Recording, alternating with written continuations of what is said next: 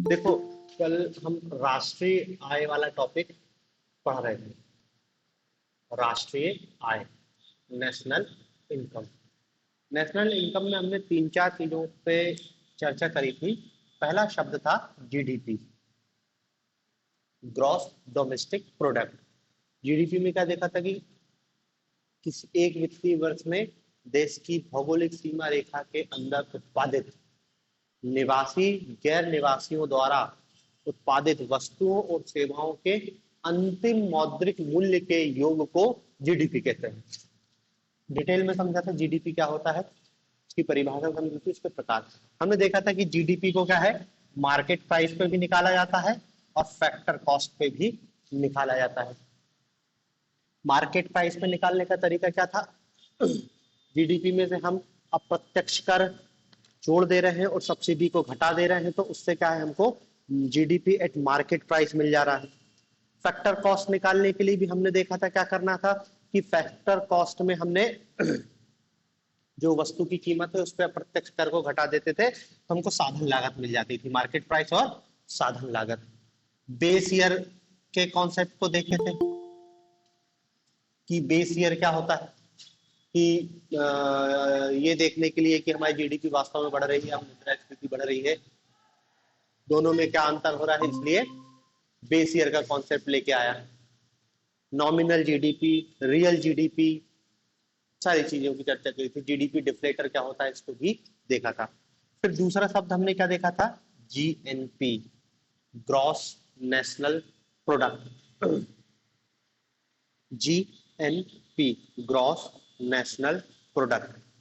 इसमें हमने क्या देखा था कि जीडीपी जीएनपी निकालने के लिए, जीएनपी हमको कैसे पता चलेगा कि जब हम जीडीपी में से हम अपने विदेश व्यापार को एडजस्ट कर लेंगे कि भाई जीएनपी हमने क्या देखा कि जो हमारी जीडीपी है उसमें हम क्या है जोड़ दे रहे हैं विदेशों से प्राप्त आय।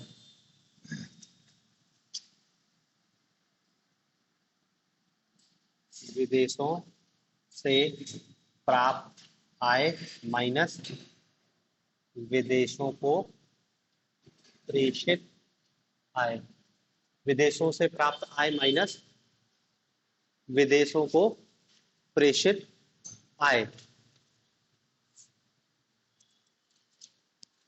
इन दोनों को हमने एडजस्ट किया जीएनपी में, वो जीडीपी से एडजस्ट किया, तो क्या आया हमारा जीएनपी, ग्रॉस नेशनल प्रोडक्ट, सकल राष्ट्रीय उत्पाद। विदेशों से कितना पैसा गया है, विदेशों से कितना पैसा आया, उसका एडजस्ट करके हमने निकाला और उसको जीडीपी में जोड़ा, तो वो आएगा क्या, जीएनपी। ठीक है, तो जीडीपी के कॉन्सेप्ट को समझा था, जीएनपी के कॉन्सेप्ट को समझा था। देखो जीडीपी जीएनपी दोनों में संबंध भी क्लियर कर लो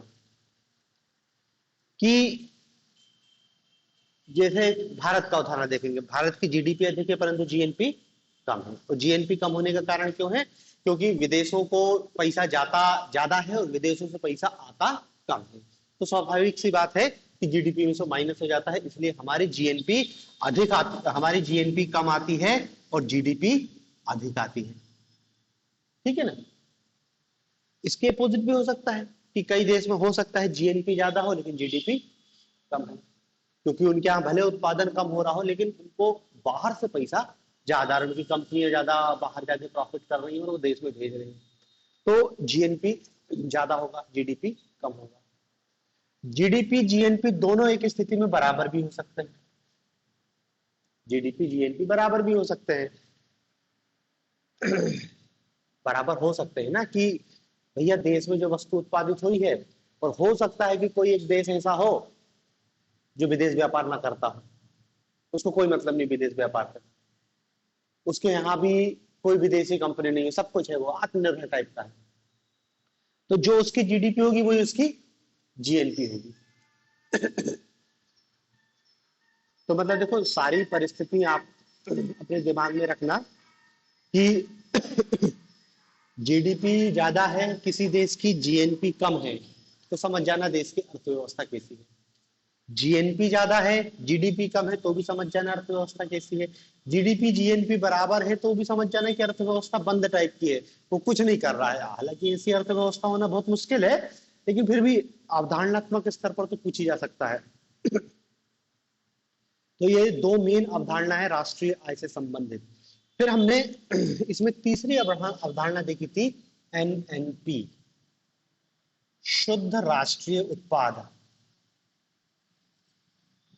शुद्ध राष्ट्रीय उत्पाद, नेट नेशनल प्रोडक्ट,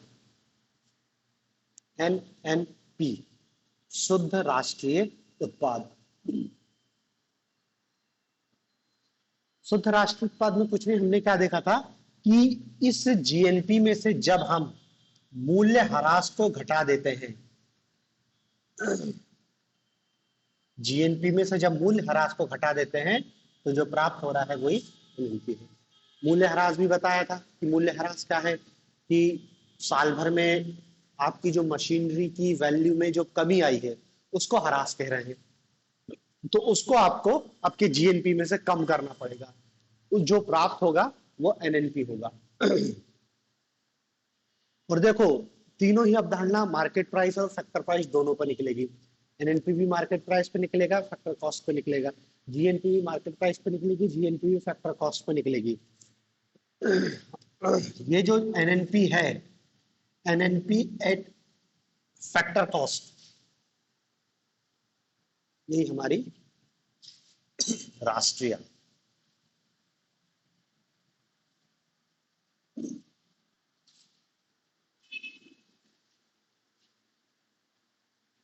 शुद्ध राष्ट्रीय उत्पाद,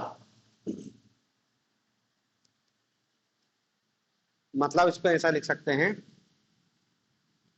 साधन लागत पर शुद्ध राष्ट्रीय उत्पाद ही राष्ट्रीय।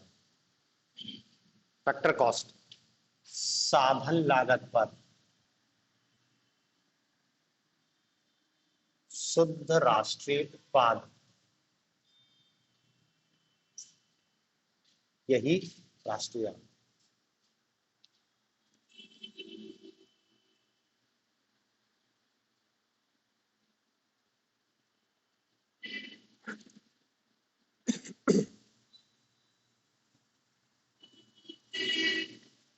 समझ गए? साधन लागत पर शुद्ध राष्ट्रीय उत्पाद ही राष्ट्रीय। अब देखो आपसे उनने 3 नंबर में राष्ट्रीय आय की परिभाषा पूछ ली, केवल इतने दिया राष्ट्रीय आय, तो हम क्या लिखेंगे? एनएनपी को ही लिखना है कि भाई एक वित्तीय वर्ष में किसी राष्ट्र द्वारा साधन लागत पर शुद्ध राष्ट्रीय उत्पाद की मात्रा को ही उस देश की राष्ट्रीय आय कहते हैं। ठीक है ना? एक वित्तीय वर्ष में किसी राष्ट्र द्वारा साधन लागत पर शुद्ध राष्ट्रीय उत्पाद की मात्रा को ही राष्ट्रीय आय कहते हैं। नेशनल इनकम, यही हमारी नेशनल इनकम है, NNP eight factor cost. Factor cost आप समझ ही रहे हो ना, साधन लागत और एनएनपी शुद्ध राष्ट्रीय उत्पाद। और एनएनपी कैसे आया? जब हम जीएनपी में से मूल्य ह्रास को घटा देते हैं। जीएनपी कैसे आया? जब जीडीपी में हम विदेशों की आय को एडजस्ट कर देते हैं तो वो जीएनपी आ जाता है। और जीडीपी तो आपको पता ही है, मेन जीडीपी है, आधार यहीं से निकल रहा है। जीडीपी देश की भौगोलिक सीमाओं के अंदर एक वर्ष में उत्पादित अंतिम वस्तु और सेवाओं के मौद्रिक मूल्य को। और इसमें हम ये नहीं देख रहे कि हमारे देश में उत्पादन कौन कर रहा है, कौन से, हमें कोई मतलब नहीं, अंतिम उत्पाद होगा, चाहे वो भारतीय करे चाहे विदेशी करे, उसके हम टोटल मॉनेटरी वैल्यू को जीडीपी कह रहे हैं। इस जीडीपी में जब हम विदेश से प्राप्त होने वाली आय को जोड़ते हैं तो वो क्या आती है? जीएनपी। हालांकि जोड़ने का लिखा लेकिन वो माइनस होता है। इस जीएनपी में से जब हम मूल्य ह्रास को घटा देते हैं तो एनएनपी प्राप्त होता है। और यही एनएनपी हमारी राष्ट्रीय आय, यही एनएनपी हमारी राष्ट्रीय आय है। अब देखो आप खुद ही अंदाजा लगा सकते हो कि जीडीपी की तुलना में एनएनपी कम ही होगा, कम होगा ना। जीडीपी हमारी बहुत बड़ी दिखाई देगी लेकिन एनएनपी कम हो जाएगा, क्योंकि देखो जीडीपी से कम जीएनपी, जीएनपी में से तुमने मूल्य ह्रास और घटा दिया तो आया एनएनपी, तो एनएनपी और कम होगा ना। ये हमारी राष्ट्रीय आय है। कई जगह सामान्य रूप में कई बार क्या है, जीडीपी को भी राष्ट्रीय आय के रूप में कई लोग बोल देते हैं। भाषण में बोल देते हैं या फिर पेपर वाले लिखते समय कई बार बोल देता है, लेकिन वो राष्ट्रीय आय नहीं है। हमको अवधारणात्मक स्तर पर इसको राष्ट्रीय आय मानना, बोलचाल की भाषा में क्या है, गलत है जीडीपी को राष्ट्रीय आय मानना, क्योंकि जीडीपी तो एक बहुत मोटा आंकड़ा है रफली, कि आपकी अर्थव्यवस्था में वस्तु और सेवाओं का उत्पादन कितना हो रहा है, बस इतनी जानकारी मिल रही है कि हमारी अर्थव्यवस्था में वस्तु और सेवाओं का उत्पादन कितना हो रहा है। अब ये भी तो देखो, उत्पादन कौन कर रहा है, जीएनपी की गणना करो, देश के बाहर कितना पैसा जा रहा है, और फिर मूल्य ह्रास भी तो घटाओ कि हर साल तुम्हारी संपत्ति में कितने की हरासमेंट हो रही है, वो भी तो देखो, उसको कहेंगे हम राष्ट्रीय आय। तो देखो ये राष्ट्रीय आय की परिभाषा है, किसी वित्तीय वर्ष में एक राष्ट्र के द्वारा साधन लागत पर शुद्ध राष्ट्रीय उत्पाद के मूल्य या मात्रा को ही उस देश की राष्ट्रीय आय कहते हैं। ठीक है, ये हो गई हमारी राष्ट्रीय आय। ठीक है ना, देखो राष्ट्रीय आय को समझने के लिए आपको जीडीपी, क्योंकि यहीं से वो निकल रहा है।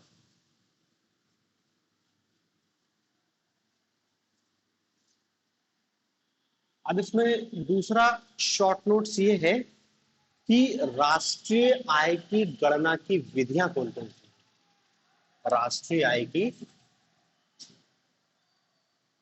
गणना की विधियां।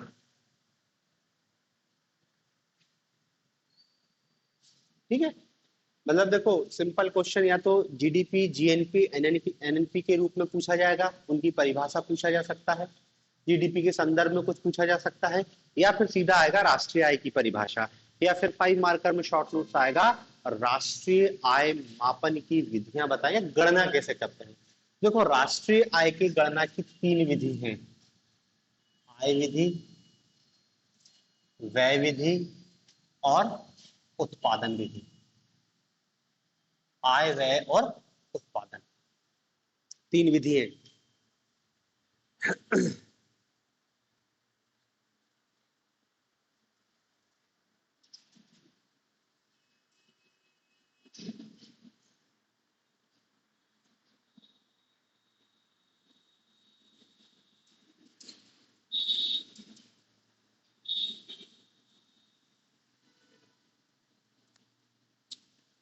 3 विधि है राष्ट्रीय आय निकालने की, आय विधि, व्यय विधि और उत्पादन विधि। अब देखो इन 3 विधियों में एक एक करके तीनों को देखते हैं। सबसे पहले देखते हैं आय विधि। आय विधि नाम से ही है इनकम मेथड। इनकम मेथड मतलब क्या है कि एक वित्तीय वर्ष में किसी देश में उत्पादित, एक वित्तीय वर्ष में किसी देश में उसके सामान्य नागरिकों द्वारा अर्जित कुल कारक आय को, नागरिकों द्वारा अर्जित कुल कारक आय, कारक आय मतलब फैक्टर इनकम, साधन कारक आय को जोड़ लो और उससे जो राशि प्राप्त होगी वो हमारी राष्ट्रीय आय है और उसको आय विधि कहते हैं। नाम से स्पष्ट है, आय विधि देश में आपको जो इनकम हो रही है प्रत्येक व्यक्ति उस पूरी आय को जोड़ देंगे तो जो हमको प्राप्त होगा उसी को हम कहेंगे आय विधि।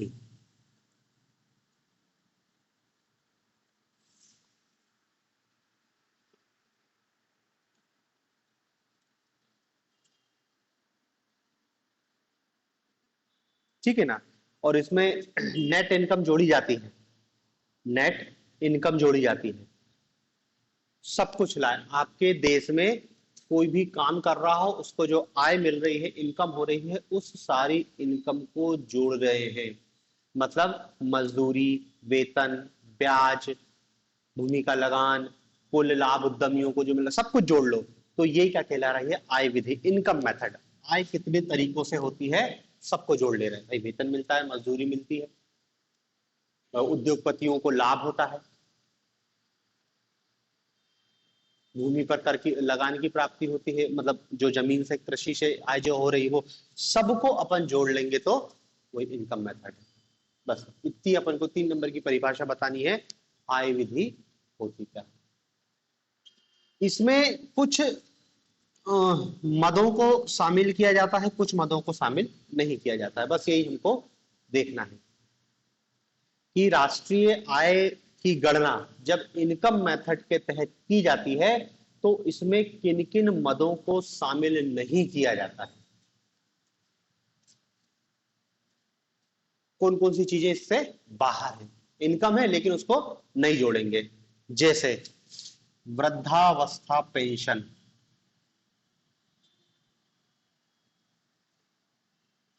वृद्धावस्था पेंशन, छात्रवृत्ति, बेरोजगारी भत्ता, बेरोजगारी भत्ता, छात्रवृत्ति, बेरोजगारी भत्ता। देखो क्या समझ रहे हो, ये पहली लाइन से इसको राष्ट्रीय आय में नहीं गिनेंगे। सरकार आपको लाडली बहना योजना के लिए 1,000 रुपए महीना दे रही है, तो तुम तो कहोगे ये तो हमारी आय हो रही है। किसान कल्याण निधि के तुमको साल भर में उन्होंने हमको 12,000 मिल रहे हैं, तो तुम तो कहोगे कि हमको 12,000 की आय हो रही है। ये आय नहीं है, इसको नहीं जोड़ेंगे, क्योंकि ये तो टाइप का अनुदान टाइप का हो गया है, आपको मिल रहा है कि जब तक मिल रहा है, आय हमारे कोई काम की नहीं। तो ये सब वृद्धावस्था पेंशन योजना, छात्रवृत्ति मिलती है जो बेरोजगार, मतलब जो भी आपको सरकार कैश में कुछ सब्सिडी के तहत या अन्य किसी योजना के तहत जो पैसा ट्रांसफर कर रही है वो राष्ट्रीय आय में शामिल नहीं हो रहा। वो तो ये जबरन का पैसा, इधर का पैसा इधर इधर कैलकुलेशन हो रहा ना, कुछ हो थोड़ी रहा, उत्पादन तो हो ही नहीं रहा। जब तक उत्पादन नहीं होगा तो वो आय में हम कैसे गणना करेंगे। अब उन्होंने कहा कि तुमको घर वाले 2,000 महीने दे रहे हैं और तुम सोचो वो हमारी आय है, तो घर वालों की भी आय में जुड़ रही है और वो तुम्हारी आय में जुड़ रही है, तो आय तो जबरन बढ़ जाएगी ना। उनका पिताजी का है 50,000 रुपए, लड़के का है 5,000 रुपए, ये पिताजी ने जो दिया है ना उसको जोड़ेंगे। तो जब जब वो लड़का खुद अलग से कमाएगा तो वही हाल है कि जब सरकार जो आपको दे रही है वो जुड़ता नहीं है। लेकिन इसमें एक चीज याद रखना, सरकारी कर्मचारियों को जो पेंशन मिलती है वो राष्ट्रीय आय का हिस्सा, क्योंकि पेंशन अनुदान नहीं है। जनरली लोग समझ लेते हैं कि रिटायरमेंट के बाद पेंशन दी गई है उसको उसकी सर्विस के एवज में। पेंशन क्यों दी जाती है सरकारी कर्मचारी को या कोई भी कर्मचारी को, कि उस कर्मचारी ने उस संगठन को अपना पूरा जीवन दे दिया। भाई पूरा जीवन दिया, उसको सैलरी मिली है, लेकिन उस सैलरी में उसने जीवन यापन किया ना। अब जब वो काम करने योग्य नहीं रहेगा तो तुमने उसको दूध से मक्खी की तरह निकाल के फेंक दिया, वो कहाँ जाएगा। बुढ़ापे की व्यवस्था होनी चाहिए ना। तो जो पेंशन मिलती है नौकरी के बाद वो एक तरह से आपने जो काम किया है उसी का भुगतान है, वो अनुदान नहीं है, वो आपका हक है, उसको राष्ट्रीय आय में शामिल किया जाएगा। तो ये जो पेंशन के कारण कई बार क्या है, प्री में क्वेश्चन पूछ लिया है कि राष्ट्रीय आय में आय विधि के अंतर्गत निम्नलिखित में किसको शामिल नहीं किया गया। पेंशन शामिल है लेकिन इस टाइप की पेंशन शामिल नहीं है जो अनुदान के रूप में मिल रही है। दूसरी, राष्ट्रीय आय की दायरे से बाहर रहेगी आपकी अवैध अवैध स्रोतों से कमाई। वो तो कहीं शामिल हो ही नहीं सकती क्योंकि आप तो उसको बता ही नहीं सकते, क्योंकि बताओगे तो फिर गलत हो जाएगा। तो गैर कानूनी कार्यों से आए, फिर सट्टेबाजी से आए, सट्टेबाजी, चोरी, जुए आदि को राष्ट्रीय आय में शामिल नहीं किया जाता।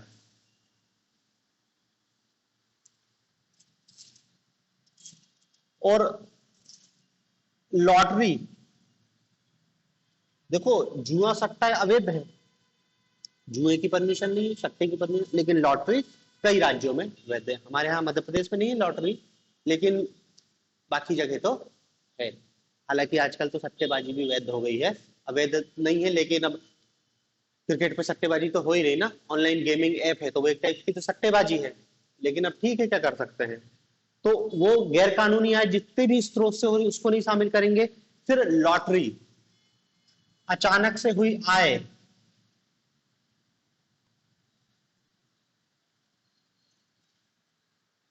आपको अचानक से कहीं संपत्ति मिल गई, आपकी लॉटरी लग गई। पूंजीगत लाभ से प्राप्त आय, पूंजीगत लाभ से प्राप्त आय।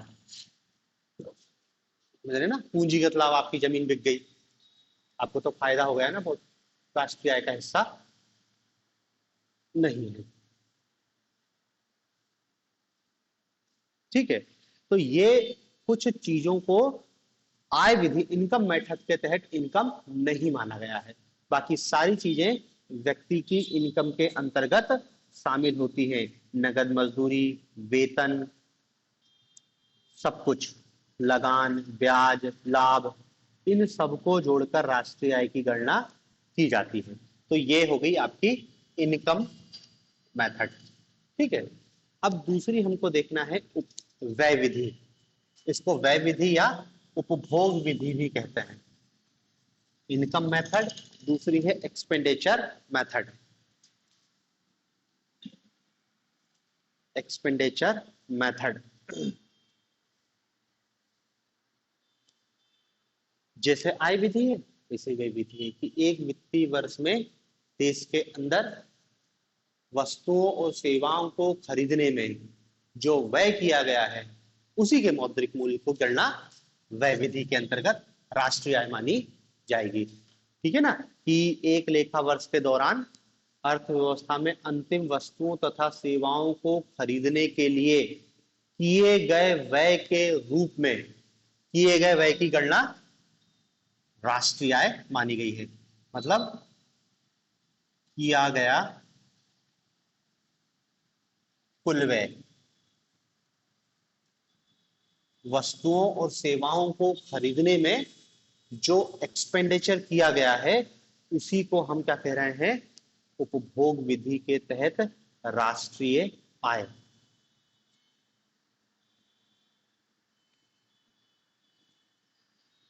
ठीक है ना, अब देखो उपभोग विधि में भी जो गणना की जाती है, इस उपभोग विधि में भी गणना में क्या है, कुछ चीजों को हम ध्यान में रखते हैं कि जैसे आय विधि में देखा था कि कुछ चीजों को एक्सक्लूड करते हैं, बाहर रख रहे हैं, इसी टाइप से व्यय विधि में भी क्या है, गणना करते समय कुछ चीजों को ध्यान में रखा जाता है। जैसे पुरानी वस्तुएं,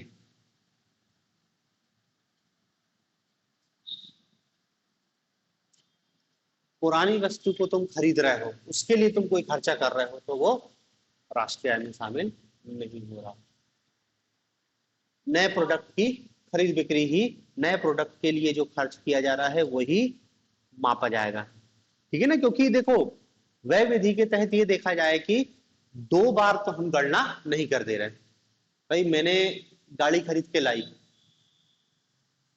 और बाहर आके किसी दूसरे व्यक्ति को बेच दी, तो कायदे से 10 लाख का व्यय मैंने किया और 10 लाख का व्यय उसने किया, तो ऐसा जोड़ेंगे तो 20 लाख हो जाएगा, लेकिन चीज तो एक ही है ना, मतलब एक ही कार की खरीद बिक्री हो रही।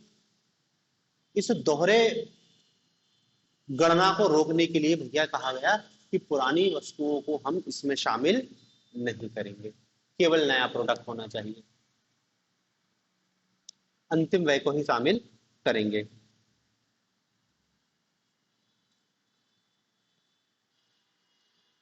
दूसरा, शेयर तथा बॉन्डों,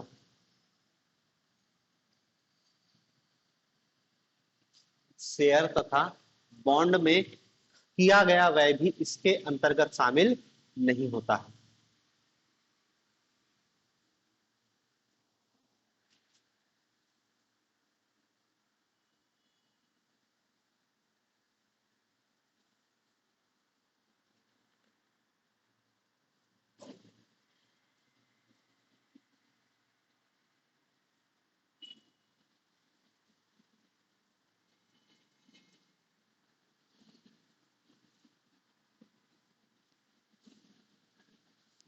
ठीक है, और इसमें लेकिन देखो एक चीज याद रखना, व्यक्ति की बचत,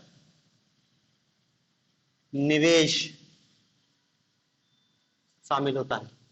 व्यक्ति के व्यय में व्यक्ति के निवेश को शामिल किया जाता है।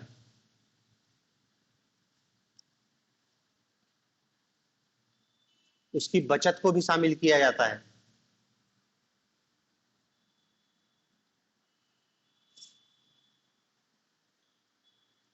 ठीक है ना। तो बचत और निवेश को शामिल करता है, इसलिए इसको कई बार निवेश विधि भी कह देते हैं। निवेश विधि पूछ ले, उपभोग विधि पूछ ले, व्यय विधि पूछ ले। ठीक है, तो ये आपकी व्यय विधि हो गई। फिर तीसरी है उत्पादन विधि, राष्ट्रीय आय गणना की उत्पादन विधि। आय, व्यय, और अब हम क्या देख रहे हैं, प्रोडक्शन।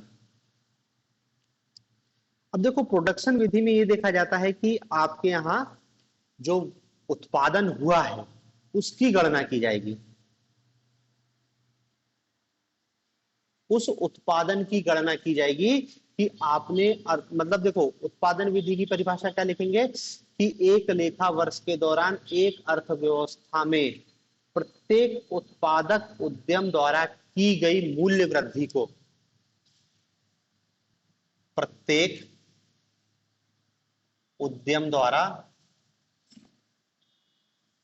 उत्पादन में की गई मूल्य वृद्धि को,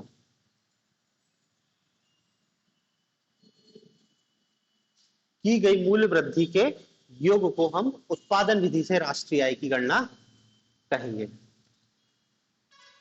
हर स्तर पर जो वैल्यू एडिशन कर रहे हैं ना, जैसे अपन ने जीएसटी पढ़ते समय भी देखा था कि कच्चा माल खरीदा फिर उसने उसमें कुछ लागत लगाई, तो हर स्तर पर जो मूल्य वृद्धि हो रही है उत्पादन के दौरान उसकी गणना जब की जाती है तो उत्पादन विधि से राष्ट्रीय आय कहलाता है। ठीक है, ये उसकी परिभाषा हो गई। फिर इसमें भी हमको कुछ चीजों का ध्यान में रखना है कि कौन सी मदों को शामिल कर रहे हैं, कौन सी मदों को शामिल नहीं कर रहे हैं। तो देखो इसमें भी पहली बात तो क्या है, पुरानी वस्तुओं का क्रय विक्रय उत्पादन का कोई हिस्सा नहीं है।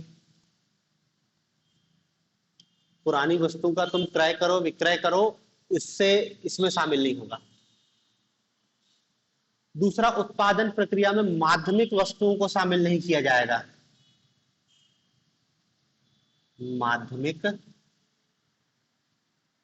वस्तुओं को शामिल नहीं किया जाएगा। माध्यमिक वस्तुओं को शामिल नहीं किया जाएगा।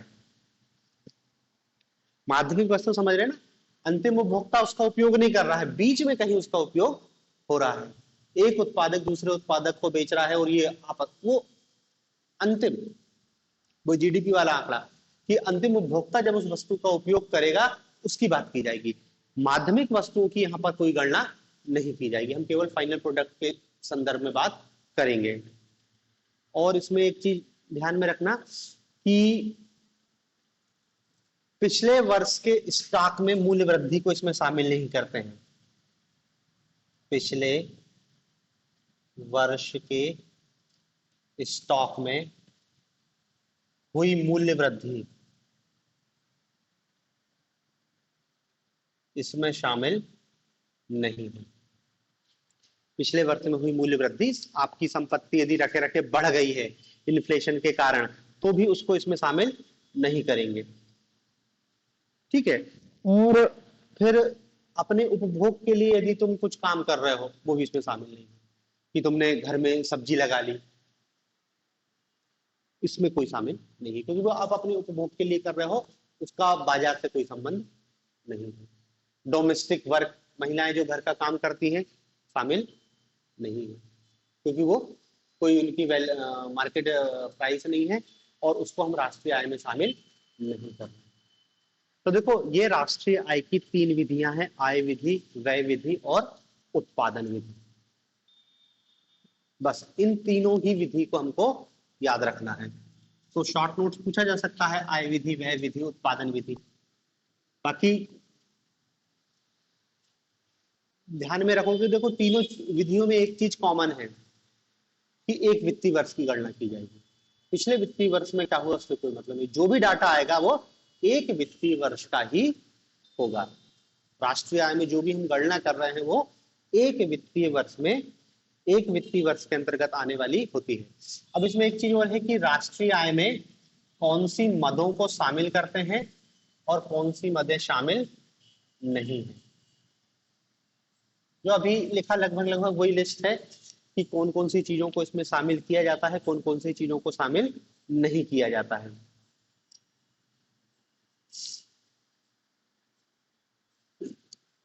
देखो एक तो क्या है, समस्त वस्तुओं का उत्पादन,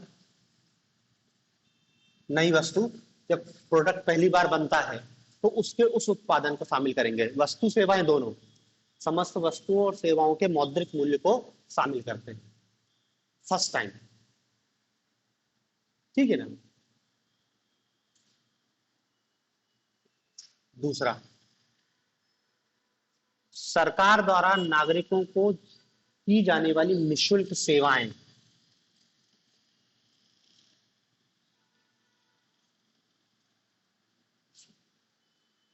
सरकार द्वारा अपने नागरिकों को प्रदान की जाने वाली निशुल्क सेवाएं। देखो जो वृद्धावस्था पेंशन वेंशन दे रहे हैं वो एक अलग चीज है, यहाँ निशुल्क सेवाएं दे रही है, स्कूल खोल रही है सरकार, हॉस्पिटल यदि खोल रही है, वो उसमें जो कुछ हो रहा है वो सब राष्ट्रीय आय के अंतर्गत शामिल किया जाएगा। सैनिक और सुरक्षा पर किया गया व्यय, सैनिक व सुरक्षा पर किया गया व्यय, सैनिक व सुरक्षा पर किया गया व्यय। किसी भी स्तर में शामिल कमीशन, ब्रोकर लोग का जो कमीशन होता है, कमीशन भी राष्ट्रीय आय का हिस्सा है।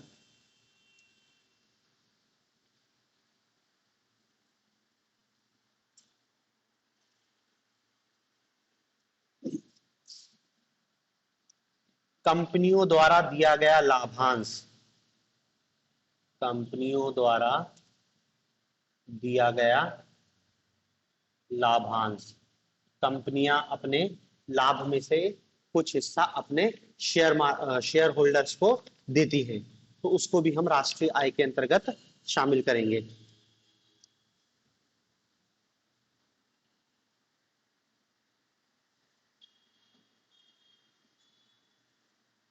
ठीक है ना। और भी वस्तुएं हैं जिनको राष्ट्रीय आय में शामिल करते हैं, जैसे भविष्य निधि में जो अंशदान होता है, विदेशी पर्यटक जो भारत में आके खर्चा कर रहा है, और भी लंबी लिस्ट है, अपन को 4-5 चीजें याद रखनी है बस। शामिल नहीं है उसमें भी 4-5 चीजें देख लेते हैं कि कौन कौन सी चीजों को राष्ट्रीय आय से बाहर रखा गया है। तो देखो वही है कि पुरानी वस्तु की खरीद बिक्री, पुरानी वस्तुओं की खरीद बिक्री राष्ट्रीय आय का हिस्सा नहीं है। विदेशों से प्राप्त उपहार,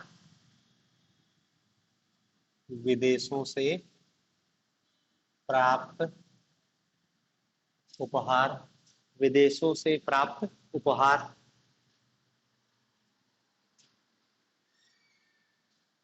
अप्रत्याशित लाभ,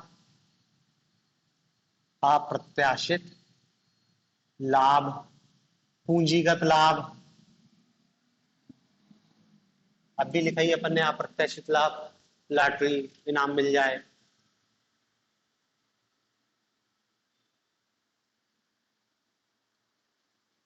मध्यवर्ती वस्तुओं की खरीद बिक्री, मध्यवर्ती वस्तुओं की खरीद बिक्री, मध्यवर्ती वस्तुओं की खरीद बिक्री।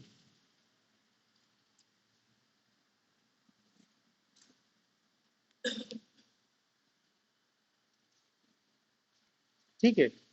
और भी जोड़ सकते हैं कि गृहस्थी में किया जाने वाला काम या गृहस्थ व्यक्ति द्वारा घर के लिए किया जाने वाला काम, वो भी राष्ट्रीय आय में शामिल नहीं होता है।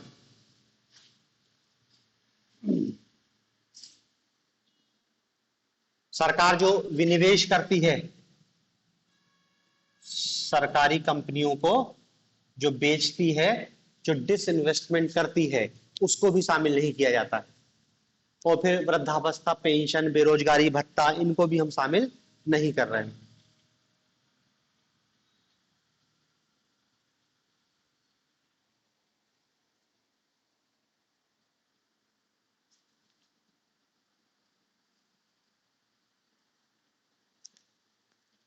ठीक है। तो ये राष्ट्रीय आय की गणना में शामिल मदे कौन कौन को शामिल किया गया, कौन कौन को शामिल नहीं किया गया। तो ये देखो गणना की विधियां हो गई। ठीक है, एक क्वेश्चन है सीधा सीधा आपको आएगा। फिर इसमें यह है कि राष्ट्रीय आय की गणना क्यों की जाती है, इसका क्या महत्व है? राष्ट्रीय आय की गणना का महत्व। राष्ट्रीय आय की गणना क्यों की जा रही है, इससे होगा क्या? देखो, राष्ट्रीय आय की गणना, स्वाभाविक सी बात है कि हम नेशनल इनकम क्यों निकाल रहे हैं भाई? नेशनल इनकम से हमको पता चल रहा है ना हमारे राष्ट्रीय आय क्या है। भाई व्यक्ति को पता तो चले, इससे पता चलेगा ना अर्थव्यवस्था कैसी है। भाई देश कितना कमा रहा है साल भर में, नेशनल इनकम कितनी है हमारी, वो किससे पता चलेगा? इसी राष्ट्रीय आय से। और देखो, इसी राष्ट्रीय आय में जब जनसंख्या की भाग दे देंगे तो क्या आ जाएगा? प्रति व्यक्ति आय। तो प्रति व्यक्ति आय तो सीधी सीधी मापदंड हो जाता है ना, तो प्रति व्यक्ति आय निकालने के लिए भी तो आपको राष्ट्रीय आय पता होनी चाहिए। तो राष्ट्रीय आय की गणना बहुत महत्वपूर्ण है। और देखो, इस राष्ट्रीय आय की गणना जिसको हम कह रहे हैं आज, जो राष्ट्रीय आय की हम गणना कर रहे हैं, राष्ट्रीय आय की गणना बहुत पहले से हुई। समय समय पर क्या है, अलग अलग अर्थशास्त्रियों ने राष्ट्रीय आय की गणना करी। जैसे हम देखते हैं आजादी के पहले, सबसे पहले ड्रेनेज थ्योरी दी थी दादा भाई नौरोजी ने। तो उनने क्या कैलकुलेशन की? भारत की राष्ट्रीय आय की गणना की। अब उस समय राष्ट्रीय आय की गणना की क्यों जरूरत थी? क्योंकि राष्ट्रीय आय की गणना, उससे प्रति व्यक्ति आय निकाली और उससे ये अंदाजा लगा लिया कि ये सरकार कितना पैसा प्रतिवर्ष भारत से विदेश को भेज रही है। इसके लिए पहले ये तो पता हो राष्ट्रीय आय कितनी है। तो मतलब देखो, तब से राष्ट्रीय आय की गणना का प्रयास किया जा रहा है। दादा भाई नौरोजी ने किया, फिर अलग अलग व्यक्तियों ने अलग अलग समय पर राष्ट्रीय आय की गणना करी। तो राष्ट्रीय आय बहुत महत्वपूर्ण इंडिकेटर होता है अर्थव्यवस्था का। देश की अर्थव्यवस्था का एक बहुत महत्वपूर्ण इंडिकेटर है राष्ट्रीय आय, इसलिए राष्ट्रीय आय की गणना की जाती है। अब देखो, हमको तो 5-6 पॉइंट बताने पड़ेंगे राष्ट्रीय आय की गणना का महत्व क्या है या राष्ट्रीय आय की गणना क्यों की जाती है। तो सबसे पहला कारण तो यही है कि राष्ट्रीय आय से हमको आर्थिक कल्याण की माप का पता चलता है। आर्थिक कल्याण की माप, आर्थिक कल्याण की माप।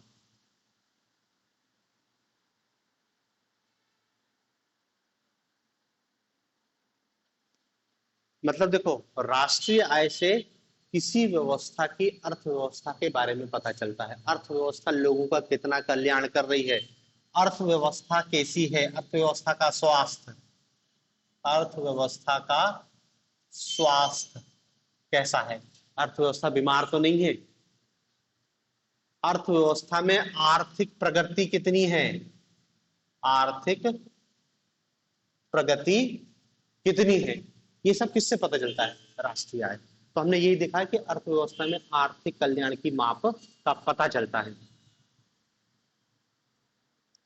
फिर दूसरा इसका महत्व है सरकारी नीतियों, सरकारी नीतियों, सरकारी नीतियों में सहायक।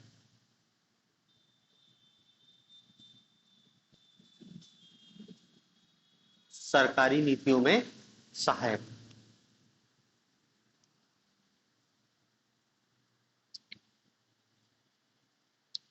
भाई सरकार जो विभिन्न टाइप की कल्याणकारी योजना बना रही है, उसके लिए सरकार को राष्ट्रीय आय के आंकड़े की जरूरत पड़ती है, क्योंकि इसी राष्ट्रीय आय के अनुपात में सरकार टैक्सेशन पॉलिसी बनाती है कि हमारी राष्ट्रीय आय इतनी है तो कम से कम हमको इतना टैक्स तो मिलना चाहिए, तो टैक्स कलेक्शन बढ़ाओ या टैक्स कलेक्शन मेन। सरकार की कल्याणकारी योजनाएं, सरकार की करारोपण योजनाएं, सब किस पर निर्भर है? राष्ट्रीय आय के आंकड़े पर। तो दूसरा हम इसका महत्व बता देंगे कि सरकारी नीतियों के निर्माण में सहायक है। तीसरा सबसे महत्वपूर्ण बिंदु क्या है? प्रति व्यक्ति आय, प्रति व्यक्ति आय के मापन में सहायक। प्रति व्यक्ति आय के आधार, राष्ट्रीय आय के आधार पर ही हम प्रति व्यक्ति आय की गणना करते ना। राष्ट्रीय आय में भाग दे देंगे हम जनसंख्या का, राष्ट्रीय आय भागित देश की जनसंख्या, जो निकलेगी वो हमारी क्या आएगी, प्रति व्यक्ति आय आएगी, प्रति व्यक्ति आय। और प्रति व्यक्ति आय से पता चल जाता है अर्थव्यवस्था में कि कितने पानी में है अर्थव्यवस्था।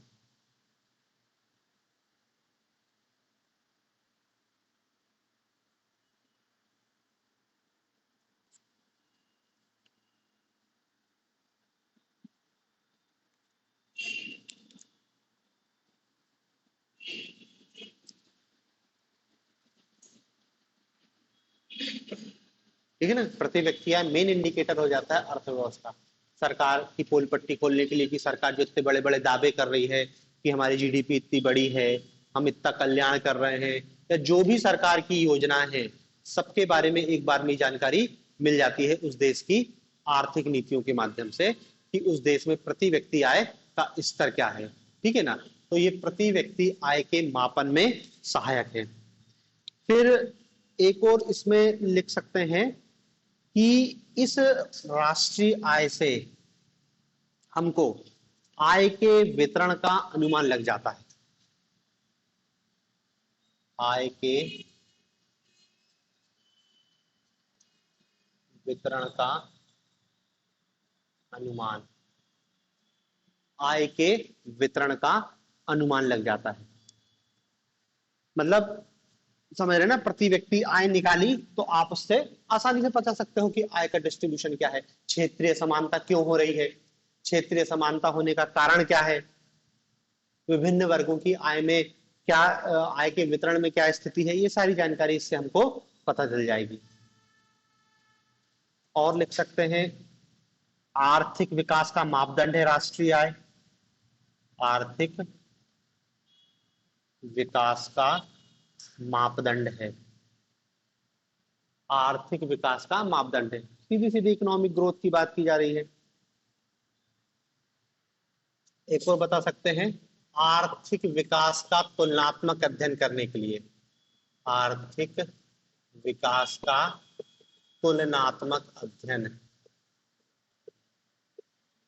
आर्थिक विकास का तुलनात्मक अध्ययन करने के लिए महत्वपूर्ण है ये।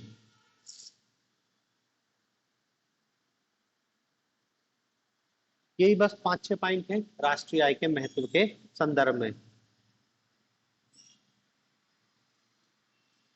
ठीक है ना, और फिर और भी लिख सकते हैं कि भाई इससे हमको अर्थव्यवस्था में उत्पादन, क्योंकि तीन ही विधि है, आय विधि, व्यय विधि, उत्पादन विधि, तो तीनों चीज की हमको जानकारी मिल जाती है। मतलब अर्थव्यवस्था के सभी क्षेत्रों की जानकारी मिल जाती है। ये राष्ट्रीय आय का कुछ महत्व है। यही आपको 5-6 पॉइंट शॉर्ट नोट्स आएगा, राष्ट्रीय आय की गणना का क्या महत्व है, क्या राष्ट्रीय आय की गणना क्यों की जाती है, ये इसलिए की जाती है। फिर इसी में आ सकता है कि राष्ट्रीय आय की गणना में उत्पन्न समस्याएं या कठिनाइयों को समझाइए। क्या चैलेंजेस आते हैं राष्ट्रीय आय की गणना करते समय।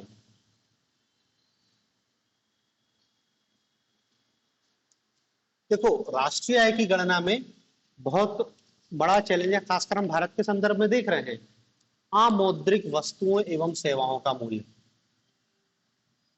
अमौद्रिक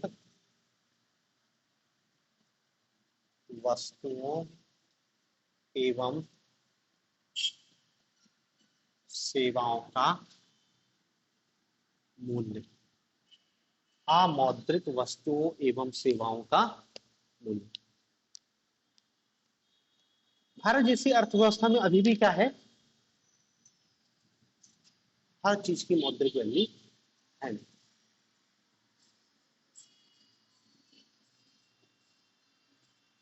अब फ्री हो, 4 बच्चों को आप तो खर्चे चलाने के लिए कोचिंग पढ़ाने लगे, 4 स्कूल के बच्चों को जोत लिया और आप उनको पढ़ा रहे हैं, इसकी कहीं कोई गणना नहीं है।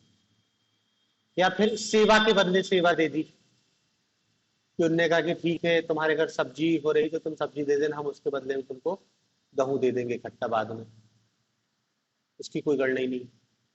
तो क्या है, भारत में ऐसी बहुत सारी चीजें हैं जो आप जिनका हम मॉनिटरिंग वैल्यू लगाने में असफल हो रहे हैं। ठीक है ना, घर के बाहर जगह पड़ी थी, आंगन में तुमने सब्जी लगा ली, सब्जी उगा ली, कहीं कोई गणना नहीं है। तो यह है कि भारत में बड़े पैमाने पे देखो, भारत जैसे विकासशील देश और विकसित देश में यही एक बड़ा अंतर है।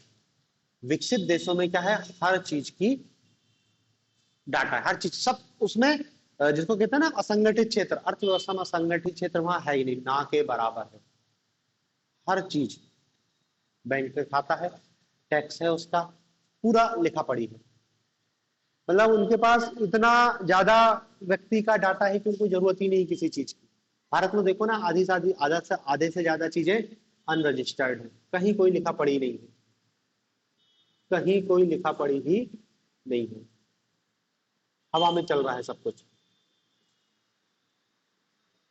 घर दुकान खोल ली तुमने, गांव में घर दुकान खोल लेते हैं, क्या कुछ भी नहीं है, कुछ भी नहीं है ना, कहीं कोई उसका अस्तित्व नहीं है, इस देश में उसका कहीं कोई अस्तित्व नहीं है, क्योंकि वो रजिस्टर्ड ही नहीं है। इतनी सारी कोचिंग चल रही है, सब हवा में है, ज्यादातर हवा में है, कहीं किसी का कोई रजिस्ट्रेशन नहीं, किसी की कोई गणना, कुछ नहीं पता। और ये भारत में बहुत ज्यादा, जबकि अब अमेरिका अमेरिका या यूरोप जैसे विकसित देश जाओगे, वहां पे हर चीज बहुत नियम कानून है। भारत में तो क्या है कि व्यक्ति घर में है और घर से ही दुकान चला रहा है, घर में ही सामान रख लिया और घर से ही सामान बेच रहा है। अमेरिका में ऐसा नहीं कर सकते, सामान बेचना है, रजिस्ट्रेशन करा, जैसे जीएसटी रजिस्ट्रेशन होगा, घर में आप नहीं बेच सकते, क्योंकि ये कॉमर्शियल है। आप ये आपका जो रेसिडेंशियल है, कॉमर्शियल एक्टिविटीज अलग होगी, अलग जगह दुकान खोलो जाके, घर से नहीं करने देगा वो। अब भारत में भी धीरे धीरे क्या है, ये हो रहा है, हम भी धीरे धीरे हर चीज को जिसको कहना चाहिए संगठित क्षेत्र में शामिल करते जा रहे हैं, हर चीज को गणना है। तो ये एक बड़ी समस्या है राष्ट्रीय आय, और हमारी इसलिए राष्ट्रीय आय हर चीज कम आती है, क्योंकि आधी से ज्यादा चीज की तो गणना ही नहीं है भारत में, है ही नहीं, वो अस्तित्व में नहीं है, अर्थशास्त्री को पता ही नहीं है उसके बारे में कि यहाँ कितना उत्पादन उपभोग हो रहा है, कोई गणना ही नहीं है। दूसरी एक समस्या है कि भारत में राष्ट्रीय आय मापने की कई विधियां हैं, राष्ट्रीय आय मापने की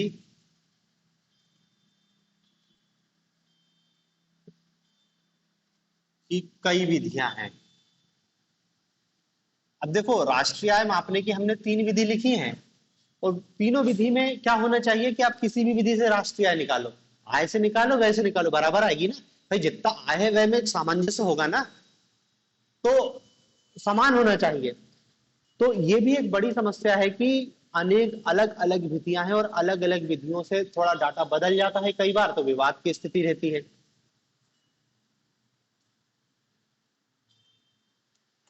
तीसरा, आंकड़ों का अभाव, आंकड़ों का अभाव, आंकड़ों का अभाव, वही अब भी जो बताया, डाटा ही नहीं है सरकार के पास। असंगठित क्षेत्र का छोटे लघु कुटीर उद्योग जो घरेलू स्तर पर काम चल रहे हैं, कहीं कोई डाटा नहीं, जब डाटा ही नहीं है तो गणना कहां से होगी। चौथा, दोहरी गणना एवं मध्यवर्ती वस्तुओं की भी गणना हो जाती है, मध्यवर्ती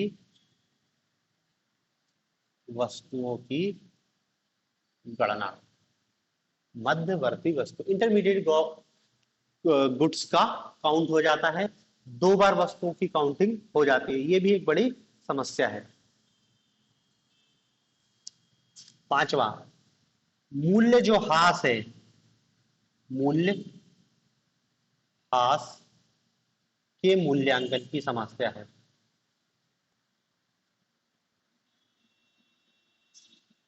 मूल्य हास के मूल्यांकन की समस्या है कि आप डेप्रिसिएशन को कैसे काउंट करोगे। और एक समस्या और लिख लेना, स्टॉक के मूल्यांकन की समस्या,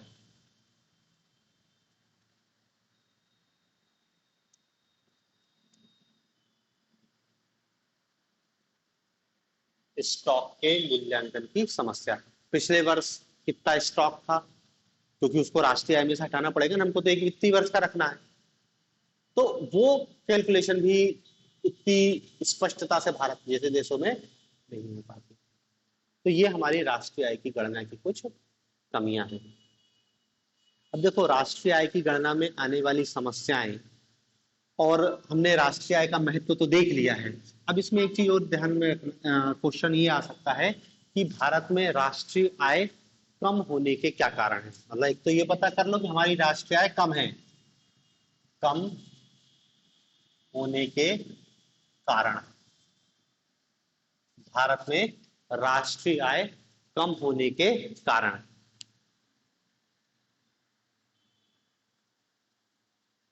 भाई हमारी राष्ट्रीय आय कम क्यों है? क्यों हम अमेरिका की तरह हमारी राष्ट्रीय आय अधिक नहीं है?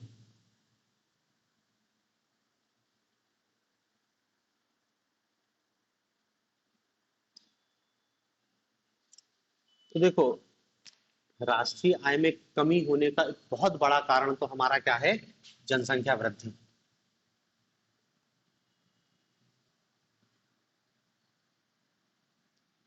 जनसंख्या वृद्धि। भाई जनसंख्या वृद्धि से होगा क्या है? हमारी राष्ट्रीय आय में कमी आई है। भाई 1950 में हम 25 करोड़ थे लगभग, और 2011 में 125 करोड़ हो गए। तो जनसंख्या तेजी से बढ़ी है ना।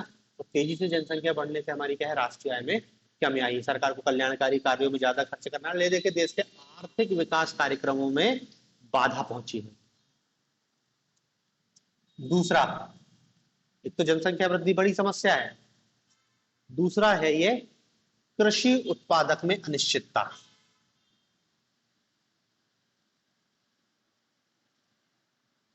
कृषि उत्पादकता में अनिश्चितता।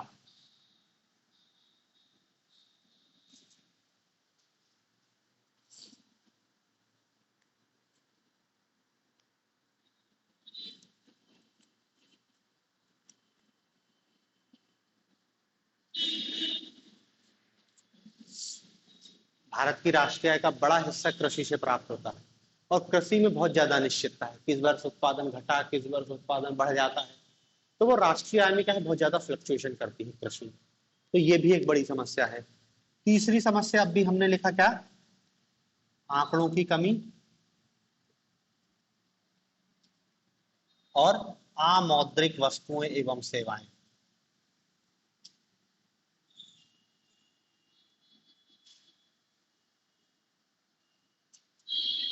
ये भी एक, मतलब भारत की राष्ट्रीय आय जितनी दिख रही है उससे ज्यादा है।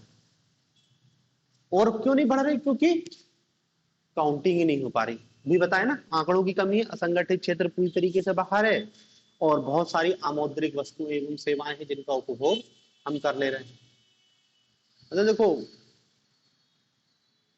विकासशील देशों में रहने का बहुत फायदा भी है, विकसित देशों में ऐसा नहीं हो पाएगा।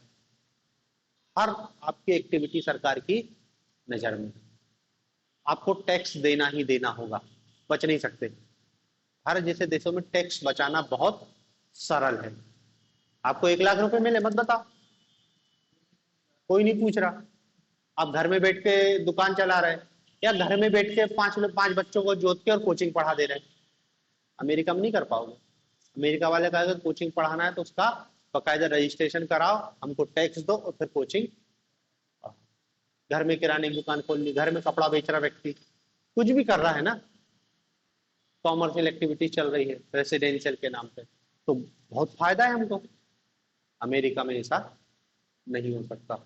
हर चीज की सरकार को जानकारी, तुम दो ना दो, उन्हें सब पता है। तुम दो या ना दो, अमेरिकन सरकार अपनी जनता के बारे में सब कुछ जानती है। और जैसे भारत में तो उन्होंने कहा कि इतनी लिखा पढ़ी करती, फिर भी सरकार को पूरा डाटा नहीं मिलता। और अमेरिका में इतनी लिखा पढ़ी भी नहीं है। जैसे तुम भारत में सिम लेने जाओ, मोबाइल के सिम, आधार कार्ड के नहीं देगा। आधार कार्ड जो उसको तुम्हारा वो थंब इम्प्रेशन लेगा, और तब जाके तुमको आज देगा सिम, और कहेगा 24 घंटे बाद चालू होगी। अमेरिका में कुछ नहीं, पैसे दो सिम ले लो, वो तुमसे आइडेंटिटी कार्ड भी नहीं मांग रहा। उनको सब पता है, कहीं नहीं जाओगे तुम, उसको सब पता है। तो जो अमेरिका हमारे देश में तो सिम देना एक बहुत बड़ी आतंकवादी गतिविधि मानी जाएगी, बिना आइडेंटिटी के कोई सिम इशू कर दे तो कोई दिक्कत नहीं है उनको, सब डाटा है उनके पास। तो ये राष्ट्रीय आय कम होने की एक मेन वजह भी है। और देखो, भारत की राष्ट्रीय आय कम है, और राष्ट्रीय आय कम है, और राष्ट्रीय आय के बाद अगर हम प्रति व्यक्ति आय निकालते तो और कम आ जाती। तो अमेरिका की प्रति व्यक्ति आय और भारत की प्रति व्यक्ति आय में तो बहुत बड़ा गैप है। लेकिन आप केवल प्रति व्यक्ति आय और राष्ट्रीय आय के डाटा को देखोगे तो सही पिक्चर नहीं दिखेगी। अर्थव्यवस्था में तो यही देखते हैं, लेकिन फिर भी इसलिए एक शब्द आता है परचेसिंग पावर पैरिटी।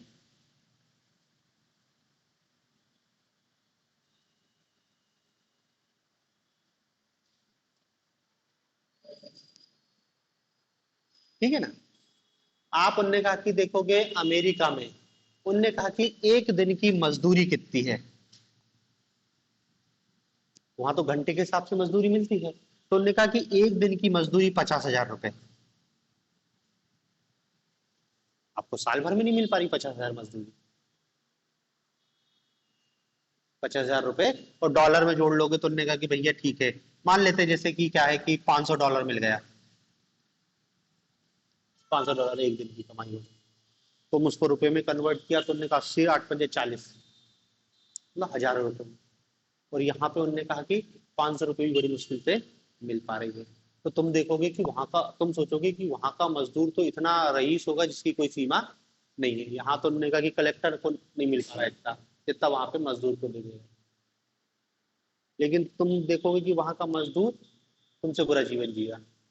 उसको कहते हैं परचेसिंग पावर पैरिटी। भाई, आप भारत में जैसे अमेरिकन कंपनी है मैकडोनल्ड, उसका एक बर्गर लेने गए, भारत में वो बर्गर आया 80 रुपए का। ठीक है ना, 80 रुपए का बर्गर। ये मैकडोनल्ड जब अमेरिका में बर्गर बेचती है तो कहेगी कि भैया $5 का। कितने? $5। $5 मतलब 400 रुपए। और तुम बर्गर कितने में खा रहे हैं? 80 रुपए में खा रहे हैं। और अमेरिका में जाओगे तो कितने में मिलेगा तुमको वही बर्गर?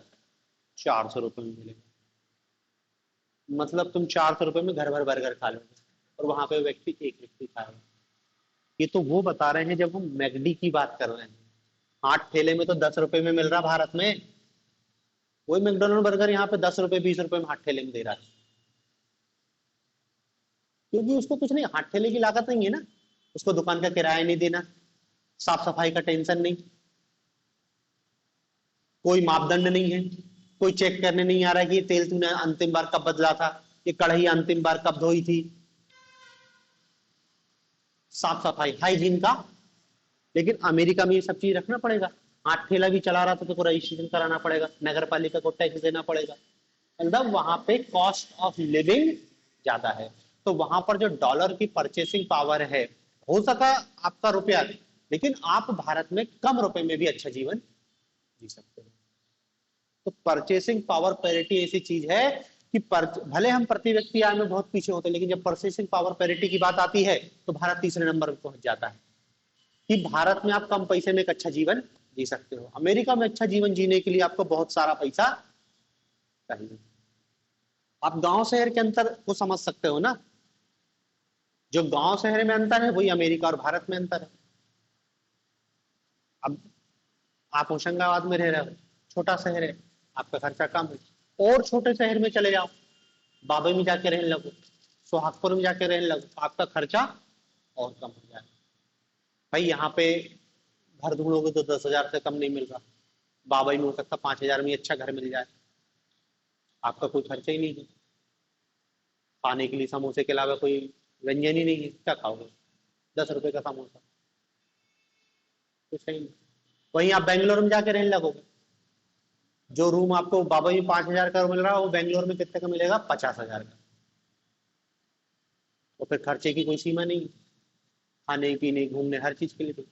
तो परचेसिंग पावर का अंतर आ जाता है ना। तो ये चीज भी ध्यान रखना कि भले हमारी राष्ट्रीय आय कम हो, हमारी प्रति व्यक्ति आय कम हो, लेकिन हमारी परचेसिंग पावर अच्छी है। मतलब परचेसिंग पावर ये है। ऐसा परचेसिंग पावर और पैरिटी निकालने के लिए क्या है कि दो देशों में उनका एक बास्केट बनाते हैं, उस बास्केट में कुछ आइटम डालते हैं चार पांच, कि भैया इसमें खाने का ये आइटम है, रहने के लिए इतना खर्चा होता है। फिर देखते हैं कि रुपए में उसकी कितनी वैल्यू आ रही है और अमेरिका में डॉलर में उसकी कितनी वैल्यू आ रही है।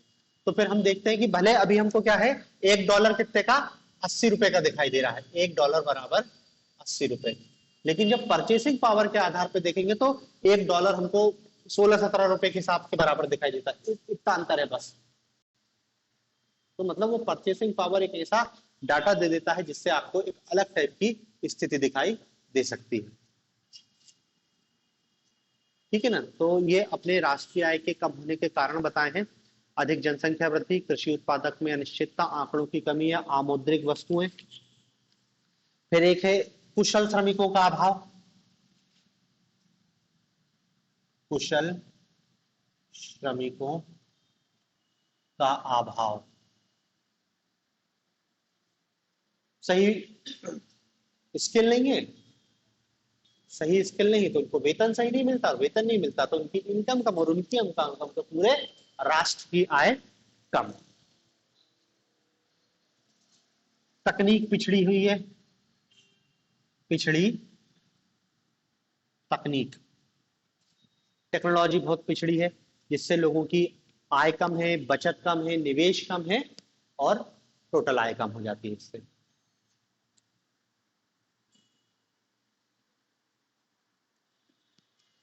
छठवां लिख सकते हैं भारत में सामाजिक कारण, सामाजिक कारण।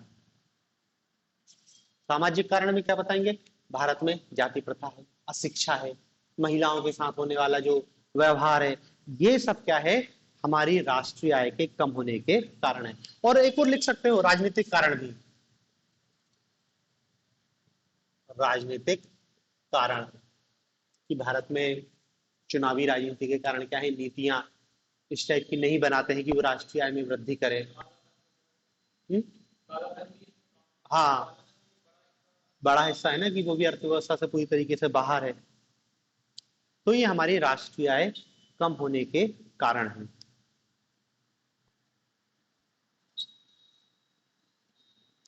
अब इसी क्वेश्चन को दूसरे रूप में पूछा जा सकता है, भारत में राष्ट्रीय आय बढ़ाने के उपाय सुझाइए।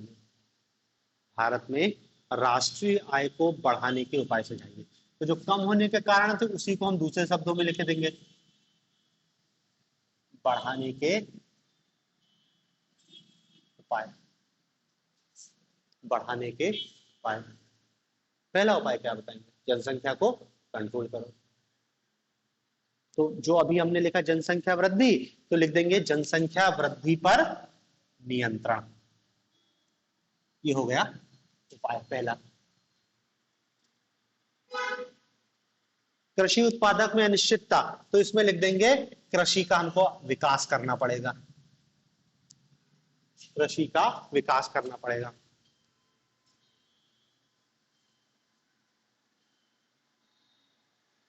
फिर है आंकड़ों की कमी, अमौद्रिक वस्तु सेवाएं, तो लिख देंगे क्या कि आंकड़ों का शुद्धिकरण करना पड़ेगा, मतलब सही से आंकड़े इकट्ठे करने पड़ेंगे हमको। कुशलता, श्रमिकों की कुशलता में वृद्धि करना पड़ेगा। तकनीक को आधुनिक बनानी पड़ेगी, पिछली तकनीक की जगह क्या है, आधुनिक तकनीक का उपयोग करना पड़ेगा। एक और अलग से पॉइंट लिख सकते हैं, उद्योग का विकास करना पड़ेगा, उद्योग का विकास या इंडस्ट्रियल सेक्टर का विकास करना पड़ेगा।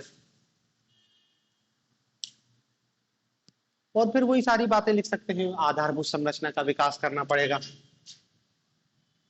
आधारभूत संरचना का विकास,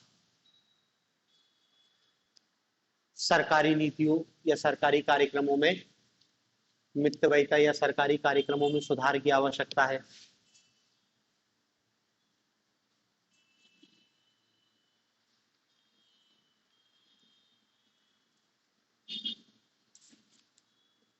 ठीक है ना। तो ये हमारी राष्ट्रीय आय कम होने के कारण और राष्ट्रीय आय बढ़ाने के हम क्या उपाय बता सकते हैं, ये सारी बातें हो गई। अब इसमें एक चीज और है, उसको और देख लेते हैं। हालांकि डायरेक्ट तो सिलेबस में नहीं लिखा है, लेकिन फिर भी अब राष्ट्रीय आय की चर्चा कर रहे हैं तो उस टॉपिक को भी थोड़ा सा देख लेते हैं। और वो है भारत में आय की असमानता। आय की असमानता, भारत में आय की असमानता।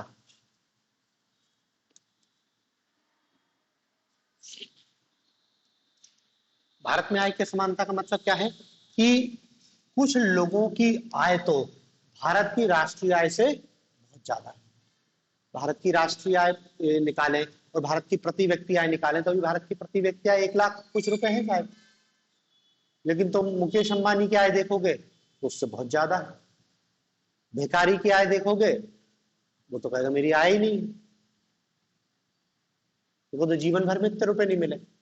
तो ये स्थिति को ही हम क्या कह रहे हैं, आय की असमानता, कि एक थोड़े से वर्ग की आय राष्ट्रीय आय से बहुत ज्यादा है, एक छोटे से वर्ग की आय रईसों की आय जिसको कह रहे हैं, कि समाज में जनसंख्या का एक छोटा सा हिस्सा राष्ट्रीय आय से अधिक आय प्राप्त कर रहा है और समाज का एक बहुत बड़ा हिस्सा राष्ट्रीय आय की तुलना में बहुत कम आय प्राप्त कर रहा है। इसी को हम कह रहे हैं आय की असमानता।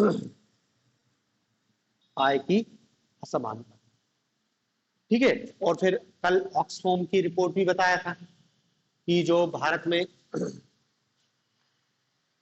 टॉप 5% लोग हैं वो देश की 60% की संपत्ति यूज कर रहे हैं, और जो बॉटम 50% है उनके पास देश की 3% संपत्ति है। तो ये डाटा भी आय की असमानता को जग जाहिर कर रहा है कि भारत में आय की असमानता बहुत ज्यादा है। मतलब अमीर वर्ग की आय, मतलब देखो जो राष्ट्रीय आय है, इसी में आप चाहे इसको प्रति व्यक्ति आय कह सकते हैं। प्रति व्यक्ति आय, एक वर्ग की जो प्रति व्यक्ति आय के मुकाबले में उसकी स्वयं की आय बहुत ज्यादा है और एक वर्ग की बहुत कम। तो इसका और इसके बीच की जो गैप है इसी को कह रहे हैं असमानता। गैप, गैप थोड़ा बहुत नहीं, गैप बहुत ज्यादा। तो ये गैप 1990 के बाद बढ़ा है। पहले अमीर आदमी के पास इतना पैसा नहीं था जितना आज। मतलब 1990 के पहले भी भारत में उद्योगपति थे टाटा बिरला, लेकिन उनकी ये स्थिति नहीं थी कि वो दुनिया के उद्योगपतियों की लिस्ट में आ जाए। आज भारत के आ जाते हैं ना, मुकेश अंबानी है, गौतम अडानी है, ये रिचेस्ट लोगों की सूची में। मतलब यदि आप और आंकड़ा देखोगे तो करोड़पतियों की जब संख्या आती है, बिलियनर, अरबपति सॉरी, अरबपतियों की जब गिनती होती है तो भारत के अरबपतियों की लिस्ट आती है। मतलब जैसे उन्होंने कहा कि दुनिया के सबसे ज्यादा अरबपति कहाँ रहते हैं, उनका अमेरिका में। फिर उन्होंने कहा कहाँ रहते हैं, उन्होंने कहा कि यूरोप में रहते हैं, चीन में रहते हैं। उसी में आता है भारत भी, कि भारत में अरबपति थे।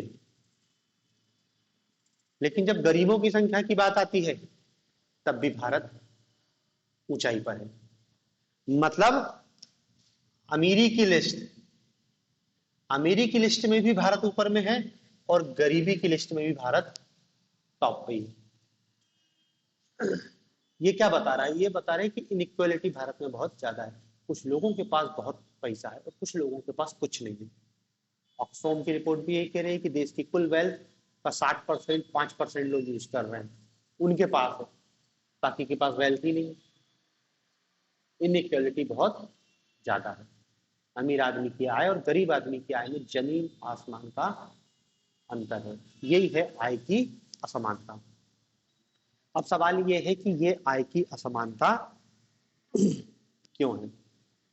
देखो हमको तो अर्थव्यवस्था के हिसाब से है, हमको कोई साहित्यिक निबंध नहीं लिखना है कि आय की असमानता का कारण क्या है।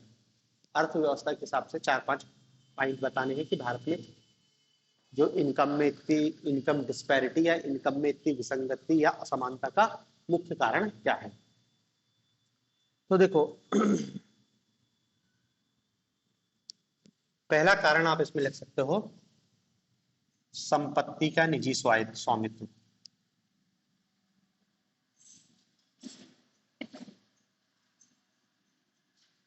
संपत्ति का निजी स्वामित्व। भारत की आय की असमानता का एक बड़ा कारण क्या है? संपत्ति। गरीब आदमी के पास संपत्ति नहीं है। जैसे भूमि को आप एक संपत्ति मान लो, तो आप देखोगे कि भूमि कुछ लोगों के पास है, इंडस्ट्रीज कुछ लोगों के पास है, तो इसको तुम पूंजी कह रहे हो ना, तो समाज के केवल कुछ लोगों के पास है। 1947 में हमने जरूर सोचा था कि जमींदारी प्रथा को खत्म करें और भूमि का इक्वल वितरण कर दो, नए सिरे से सब कुछ करें, लेकिन कुछ हो नहीं पाया। जब 1947 में नहीं हुआ, तब क्या होगा? उसके बाद तो वो डिस्पैरिटी बढ़ती ही गई, बढ़ती ही गई, बढ़ती गई, और ये स्थिति आई कि देश के 5% लोग 60% संसाधनों पर मालिकाना हो गए। अब उनके पास संपत्ति पहले से ही है, तो उनकी आय तो बढ़ नहीं। भाई देखो, जिसके पास भूमि थी उसी ने इंडस्ट्रीज स्थापित करी, उसके पास भूमि भी रही, उसके पास इंडस्ट्रीज भी आ गई। जिसके पास भूमि, जिसके पास इंडस्ट्रीज, उसी ने सर्विस सेक्टर में भी कदम रख दिया, तो वहां भी उसके बोलबाला। तो ले दे के संपत्ति क्या है? एक व्यक्ति के हाथ, कुछ व्यक्तियों के हाथ में ही बची। दूसरा लिख सकते हैं अवसर की असमानता। अवसर की असमानता।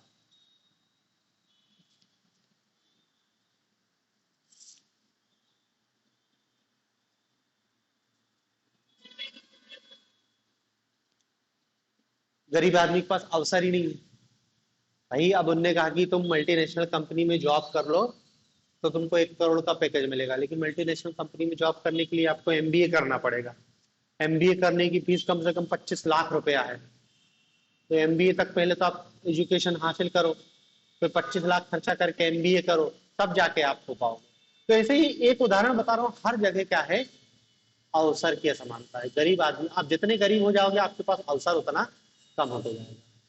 अमीर आदमी के पास बहुत अवसर है, वो कुछ भी करे।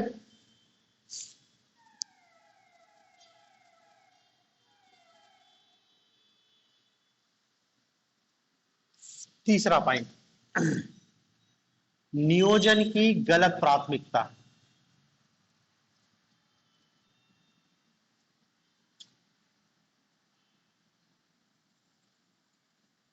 प्लानिंग, हमारी सरकार की जो भी प्लानिंग रही थी उससे कुछ हासिल नहीं हो पाया, गलत चीजों को उन्हें टारगेट कर दिया।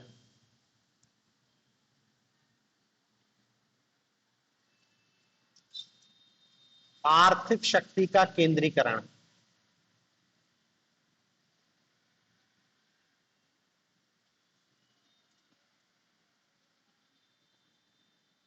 आर्थिक शक्ति का केंद्रीकरण।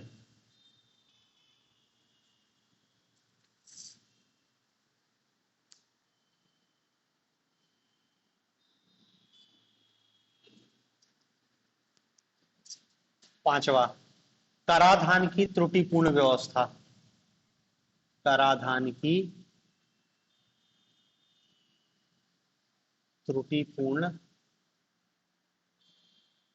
व्यवस्था। अभी देखा टैक्सेशन, इनडायरेक्ट टैक्स ज्यादा लगते हैं, गरीब आदमी ज्यादा टैक्स दे रहा है, अमीर आदमी टैक्स ही नहीं दे रहा। और एक और कारक लिखना, स्फीति कारक दबाव। स्फीति कारी दबाव, स्फीति कारक, इन्फ्लेशन फैक्टर। देखो अर्थव्यवस्था में यदि इन्फ्लेशन है तो उस इन्फ्लेशन का ज्यादा फायदा अमीर आदमी को होता है, गरीब आदमी को इन्फ्लेशन में हमेशा घाटा है। इसलिए इन्फ्लेशन को गरीब आदमी पर टैक्स कहते हैं, जो दिख नहीं रहा। मतलब इन्फ्लेशन एक प्रकार का कर है गरीब आदमी पर, अमीर आदमी को इन्फ्लेशन में हमेशा फायदा ही होता है। अभी दैनिक भास्कर ने एक सर्वे प्रकाशित किया था कि पिछले 1 वर्षों के दौरान किन की आय में वृद्धि हुई। धर्मों के आधार पर किया था उनने अध्ययन।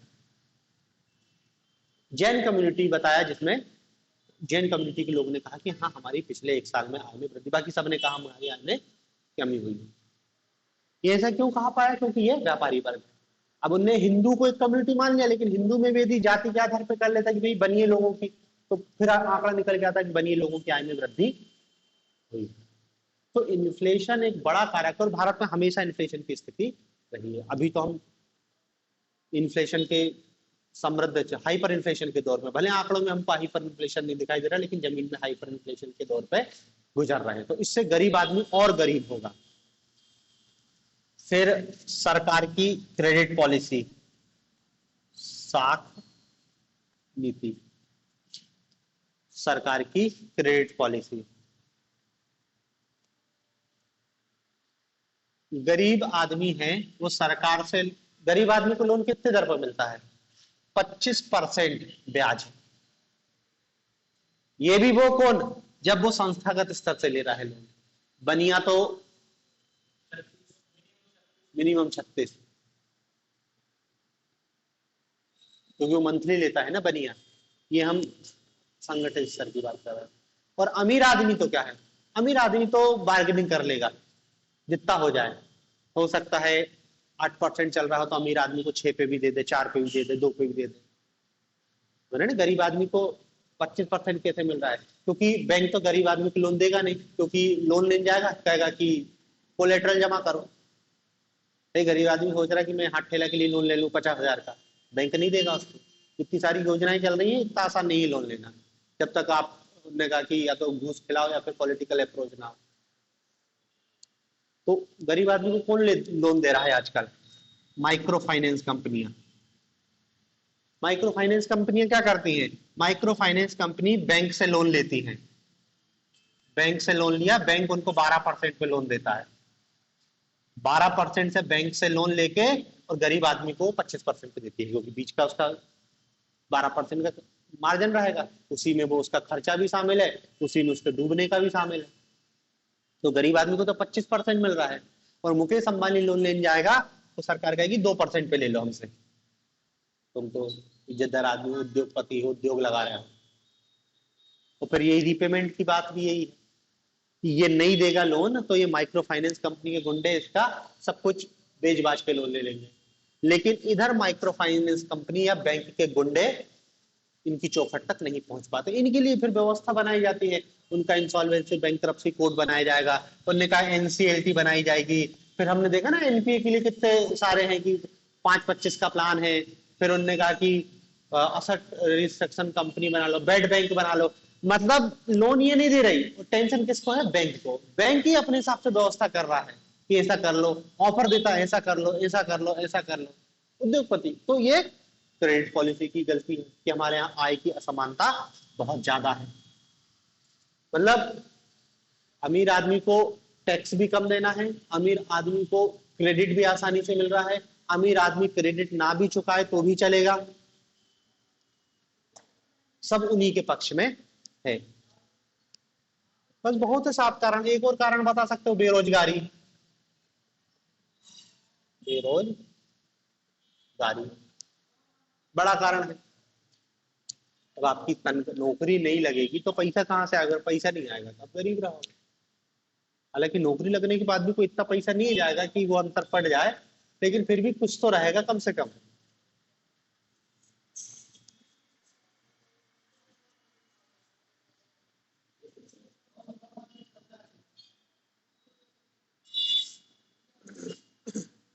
ठीक है ना? तो ये आय की असमानता के कारण है। अब देखो आय की असमानता को कम करने के उपाय, तो कम करने के उपाय भी नहीं सबको लिख सकते हो कि भाई जनसंख्या वृद्धि को नियंत्रण करा जाए, लोगों को रोजगार उपलब्ध कराया जाए, गरीब आदमी को भी क्या है सस्ते दरों पर ऋण की उपलब्धता होनी चाहिए, आर्थिक नीतियों को सही ढंग से संचालित किया जाना चाहिए, आर्थिक शक्ति का केंद्रीकरण ना हो, कराधान को त्रुटिपूर्ण कर व्यवस्था को सुधारा जाए, गरीब आदमी कम टैक्स दे, अमीर आदमी ज्यादा टैक्स दे, स्फीति कारक दबाव के प्रभाव को समाप्त किया जाए। यही सब क्या है कम करने के प्रभाव हो जाएंगे। ठीक है, तो ये हमारे राष्ट्रीय आय से संबंधित सारी चीजें हो गई। एक दो चीज और है उसको कल देख लेंगे, और कल से अपन कल नया टॉपिक चलेंगे, लगभग खत्म ही है। ठीक है ना? तो बाकी अब इसमें अपन कल देखेंगे।